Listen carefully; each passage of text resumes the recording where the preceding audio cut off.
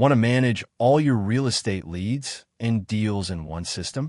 Here's how to create a real estate CRM in GoHighLevel. First, log into your GoHighLevel account and set up a custom pipeline by going to Settings Pipelines. Create stages that match your real estate process, such as new lead, contacted, showing scheduled, offer made, under contract, and closed.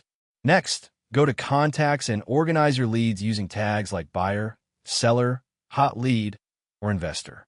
After that, go to Automation Workflows and build follow-up sequences that send SMS and email messages to new leads. Remind agents to follow up and notify you when a deal moves stages. You can also use calendars to schedule property showings and appointments. Once everything is set up, save your system. Now your real estate CRM is fully automated and ready to manage leads and deals. You have now learned how to create a real estate CRM in GoHighLevel. Thanks for watching, and I'll see you in the next video.